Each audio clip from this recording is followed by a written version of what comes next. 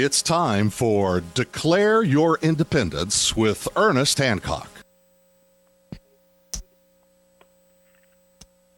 Oh, she pushed the wrong button. I got it into that. That's all right. We're back here on Declare Your Independence. It's me, Ernest Hancock. And I wanted to make sure that we got right to what we needed to do. We need to make sure that we find there it goes. I want to play this because this rejoinder is exactly how I want to introduce. Here we go.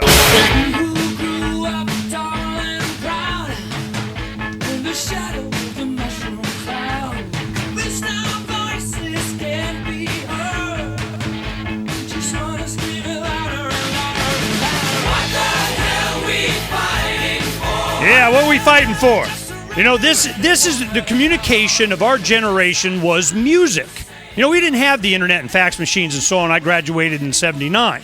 I just turned 50 years old and, we're post-Vietnam era. And our communication was, what the heck are we fighting for? We grew up in the shadow of the mushroom cloud. My children are 21 to 25 right now. My producer, Sierra, 21 years old, does a fantastic job. We've been doing this activism thing since the late 80s when she was born. So they grew up with this. They thought everybody was freedom-oriented. They thought everybody knew the truth. They thought everybody understood economics. They thought everybody. They go to school and they're like, wow. But a lot of their friends, they came up with this. They started to realize what was going on. And I'm telling you, when they started beating the drum for war after 9/11, and the threat of a draft comes, and you got to do your selective service, and Dad, it's different. They're saying this, and they're doing that, and at school they're talking about, and so on. And I go, really? Let's pull up the headlines from the late 70s and early 80s. Not only is it the same headlines, not only is it the same countries, it's oftentimes the same people, the same names, the same people, same Dick Cheney, Rumsfeld, Bushes. You see my point? I mean, it's the same. Same. Why? There's something going on. And we didn't get the memo. All we got was the propaganda. So I want to make sure as we get into, and I got to give a shout out to WVNA, News Talk 1590 in Tuscumbia, Alabama.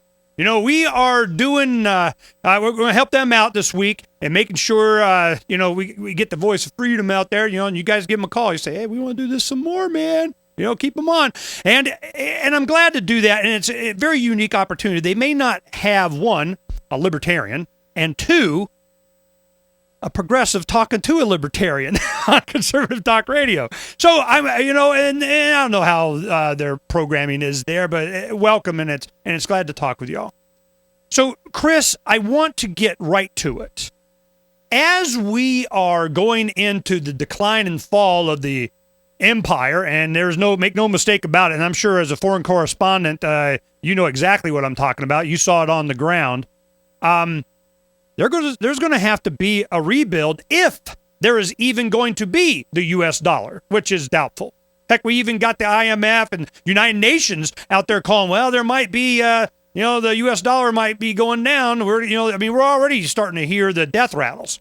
Then you start going, okay, well, secession by the states. Are we even going to have the United States, the same states united? Are we going to have a central command dictating to the states as they start to challenge the authority over their sovereignty? To think that the colors on the map are always going to stay the same, certainly internationally and even in this country, is to be naive. They never have, they never will.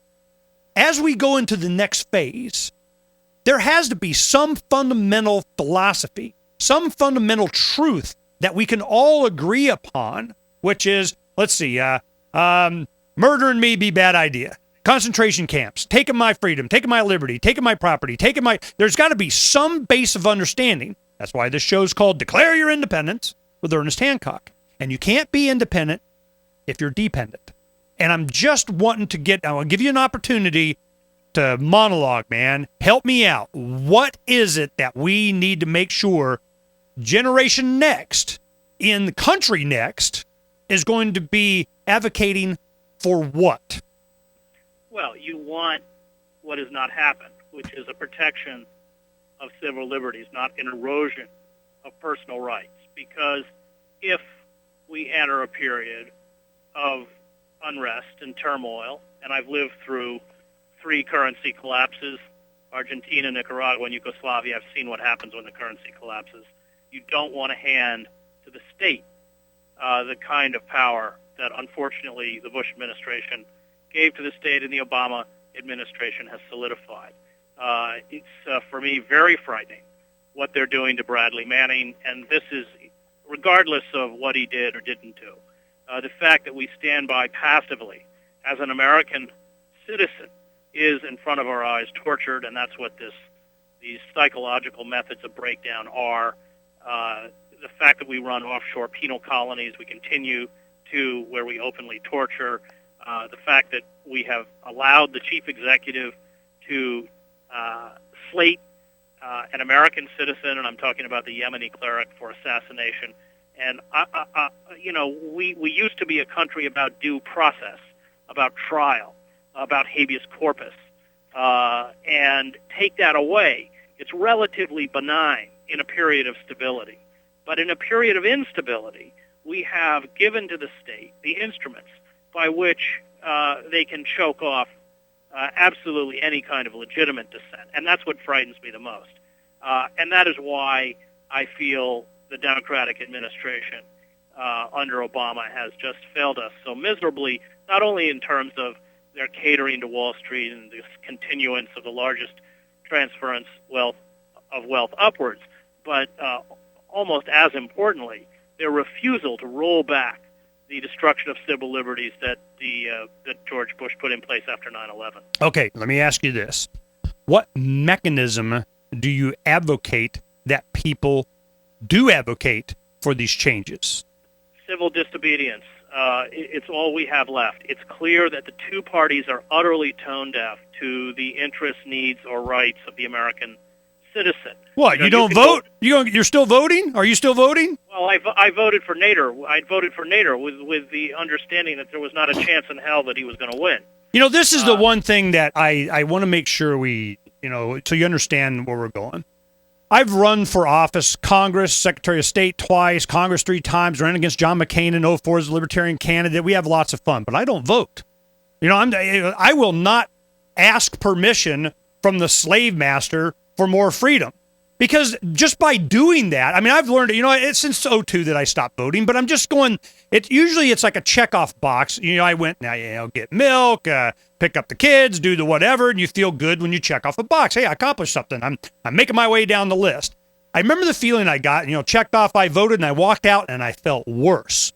And I knew to trust my instincts because I know how bad the system is, how corrupt it is, how filled with fraud it is. We can go on and on and on about that.